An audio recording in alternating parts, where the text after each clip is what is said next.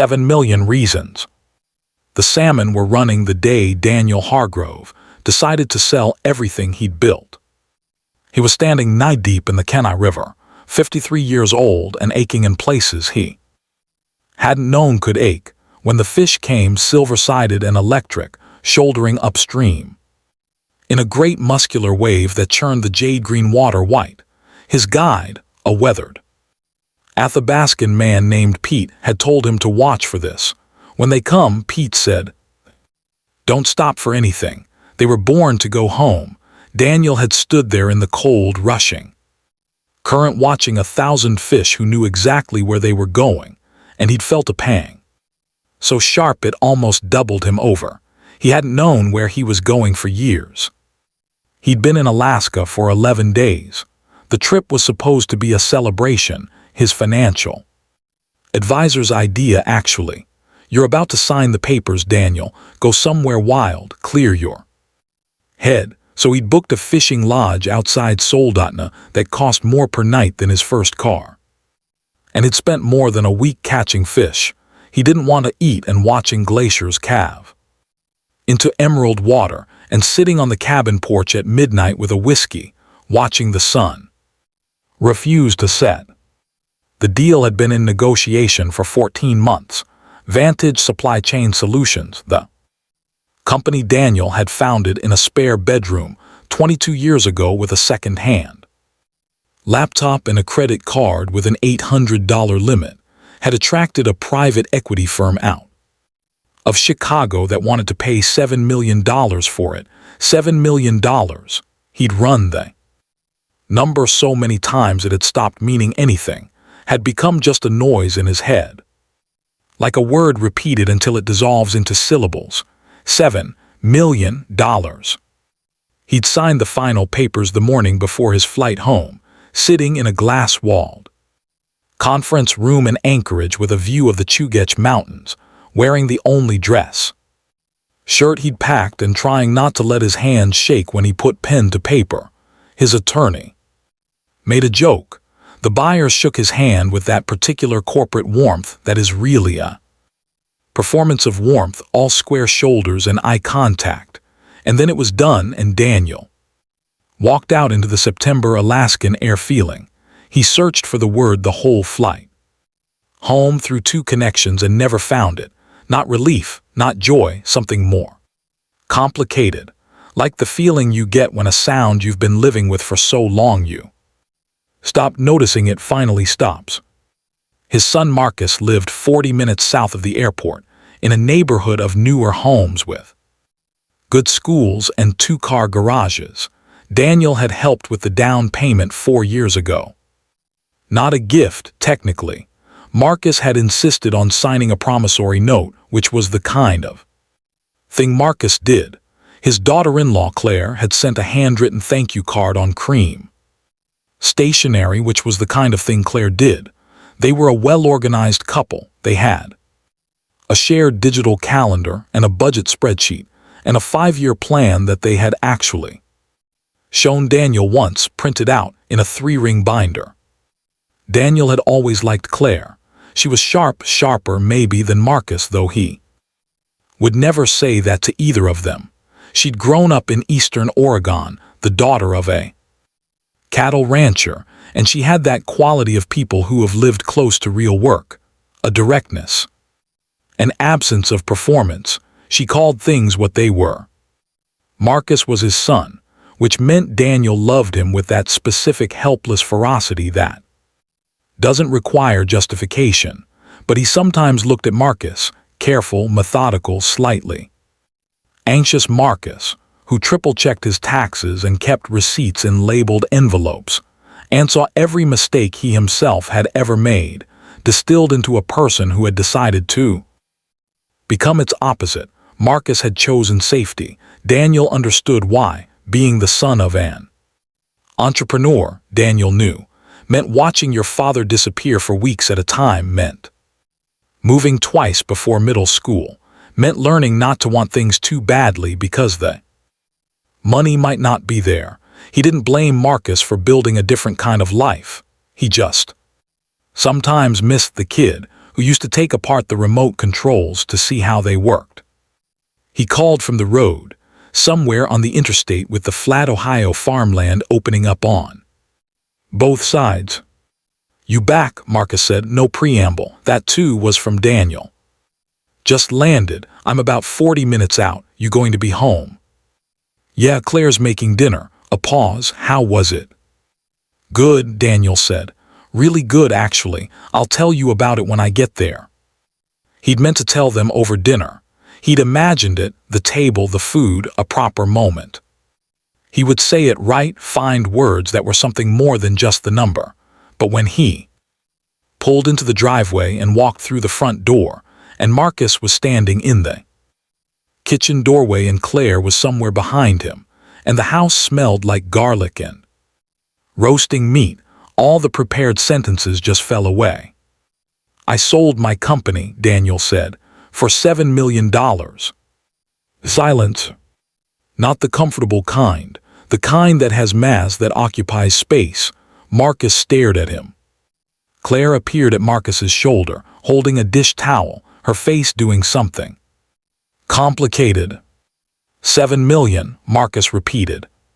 7 million. Marcus looked at the floor and then at the ceiling and then at Daniel. He opened his mouth and closed it. Claire put her hand on his arm, which was the thing she did when she was telling him to let her go first. "Come sit down," she said to Daniel. "We just opened a bottle of wine." It came out at dinner, the whole story, the way it usually does when there's finally a table between people and food to give your hands something to do.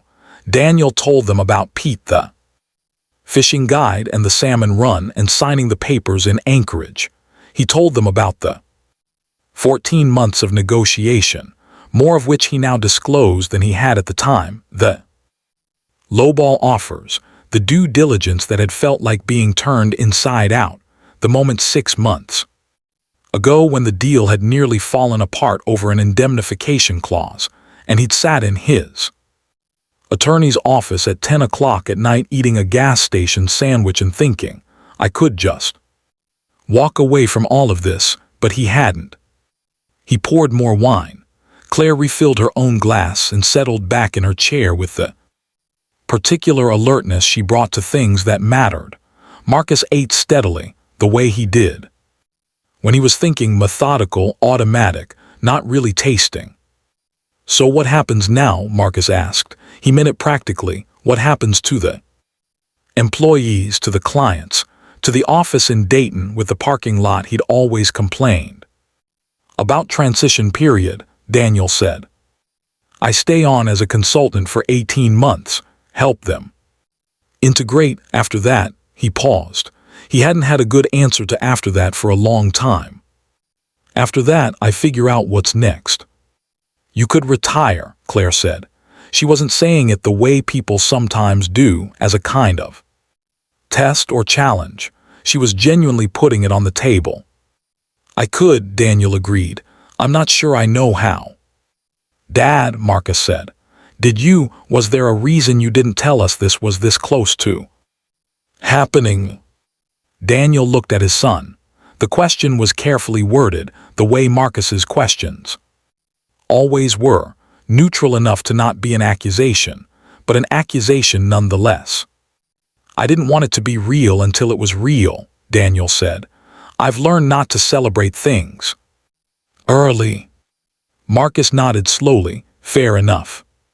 But Claire was watching Daniel with something he recognized, the look of someone who has a different question they haven't asked yet. After dinner, Marcus did the dishes. He always did the dishes, and Daniel sat at the kitchen table with Claire, who had refilled his wine without asking and sat across from him with her chin in her hand. "7 million is wonderful," she said. "It really is. Are you okay?" "Of course I'm okay." "Daniel." He picked up his wine glass and set it down again. "I don't know what I expected to feel," he said. "I thought I'd feel done, finished in a good way. I thought I'd come home and there would be this, I don't know, sense of completion.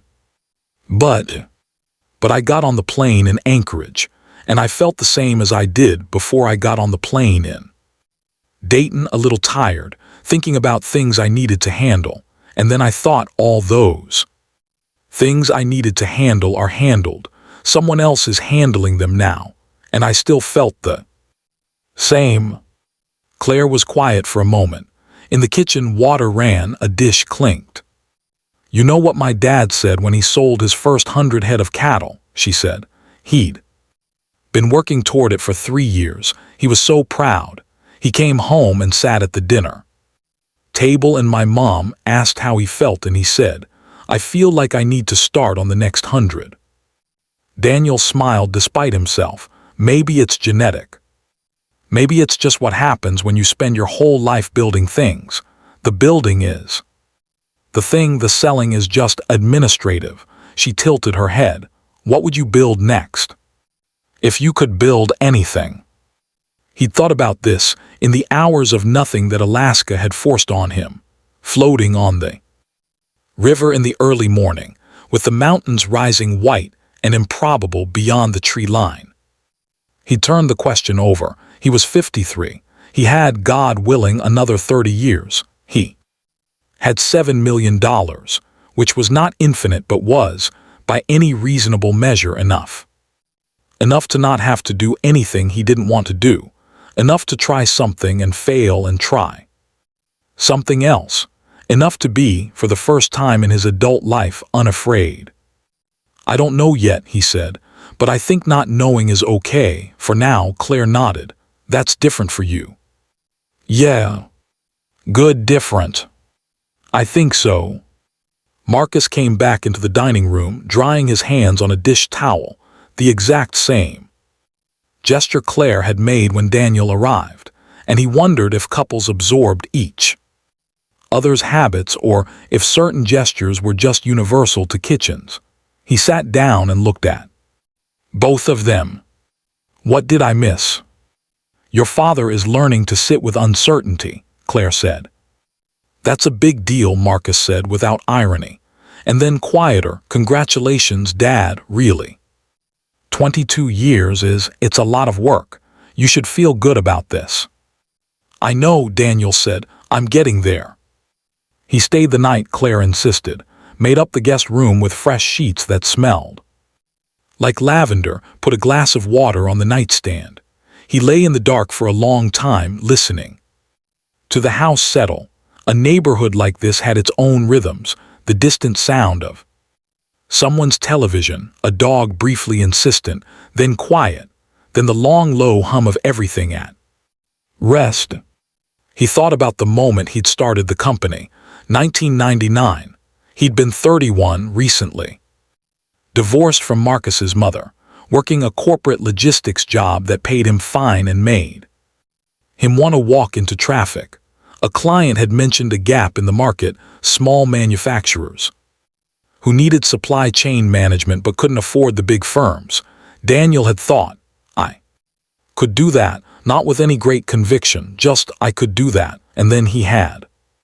The first year he'd made $40,000, the second year 60, the third year he'd hired his first employee, a woman named Sandra who had stayed with him for 15 years and who had sent him a card when the deal closed.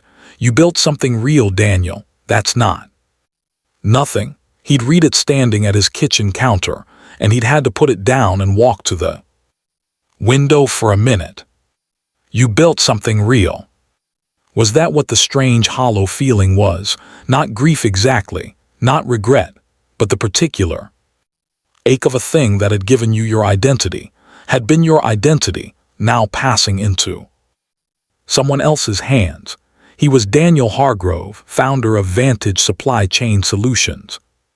And now Vantage Supply Chain Solutions belonged to a private equity firm in Chicago, and so, who then was he? He'd asked Pete, the fishing guide, something like this. They'd been sitting at the edge of the river eating sandwiches from a cooler, watching the water, and Daniel had said out of nowhere, "Do you ever wonder who you'd be if you didn't do this?" And Pete had looked at him for a long moment and said, "I'm not the job." The job is what I do between all the other things. He'd said it.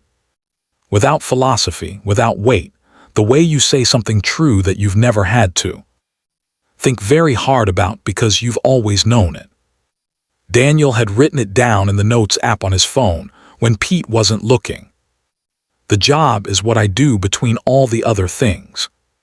He stared at the ceiling. What were his other things? Marcus. That was one.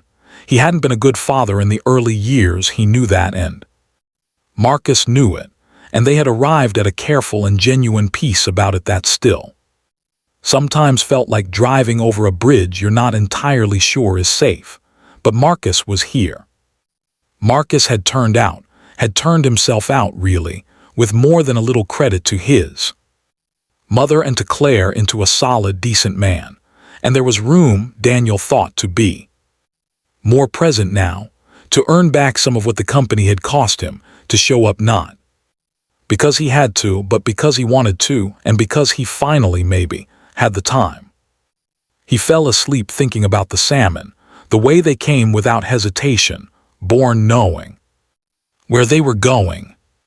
In the morning, Claire made eggs, real ones, farm eggs from a neighbor who kept chickens, with yolks so orange they looked artificial. Marcus had already left for work. He had an 8 o'clock meeting, had said goodbye to Daniel with a handshake that turned into a brief, slightly awkward hug, the kind they were still learning to do. Daniel sat at the kitchen island and watched Claire cook and told her about Pete. He sounds like someone worth knowing, she said. He told me, he said, you can't take credit for the fish. The river does most of the work, you just have to show up with the right equipment and be patient. Claire put a plate in front of him. I feel like that's a metaphor for a lot of things. He wasn't trying to make it a metaphor. He was talking about fishing.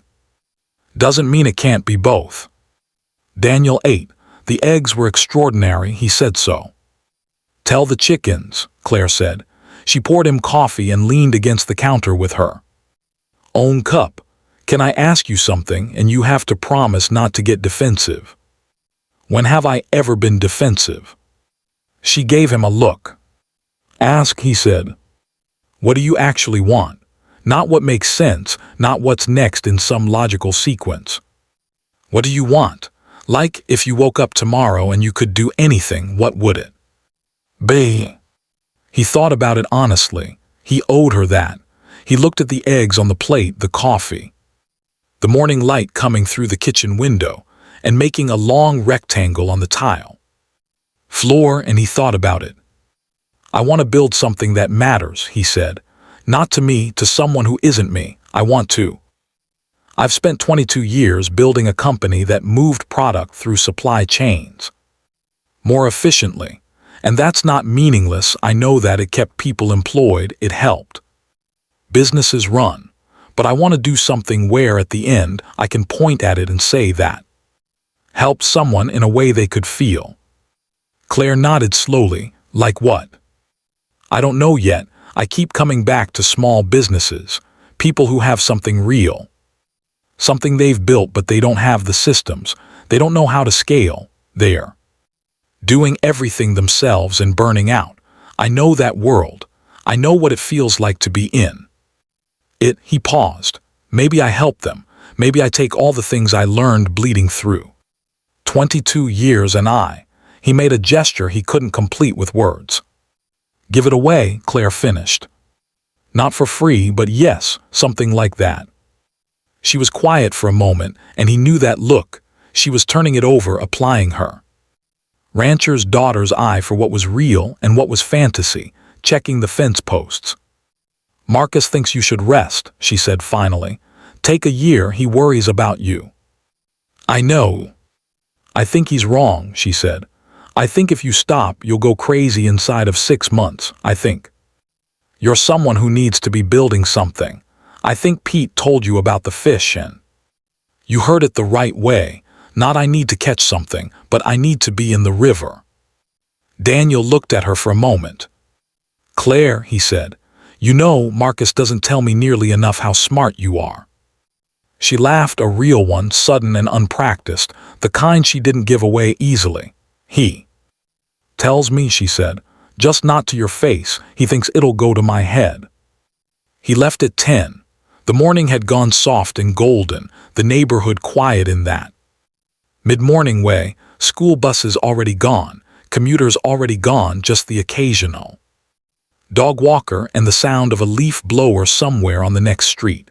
He put his bag in the trunk and stood by the car for a moment. Claire had come to the door. "Thank you for dinner," he said, "both of you. Come back soon," she said, "and not just for news, just come back." He drove home, his own house 30 minutes north, a too-big house he'd bought 12 years ago when business was good and which he had, over time, grown to love for its creaking floors and its yard, full of oak trees that dropped acorns every autumn in a great rattling cascade. He pulled into the driveway and sat in the car for a moment, engine off, just sitting. $7 million. He said it out loud in the empty car to see how it sounded. It sounded fine. It sounded like a number. It sounded like 22 years, and a man named Pete who knew where the fish went, and a son who triple-checked his taxes, and a daughter-in-law who said, "I think you're wrong," with the steady confidence of someone who has spent a lot of time being right. It sounded like an ending that was correctly identified as a beginning, which was the hardest kind to receive, the kind that required you to hold two true things at once. He got out of the car, walked to the front door, stood on the porch for a moment and looked back at the street, at the oak trees, at the ordinary beautiful Tuesday morning. The job is what I do between all the other things. He didn't know yet what the other things were, but for the first time in 22 years he had time to find out, and that he finally found the word for it, standing on his own porch in the September air with $7 million and one good question, and the rest of his life running forward like a river that knows where it's going. That felt at last like enough.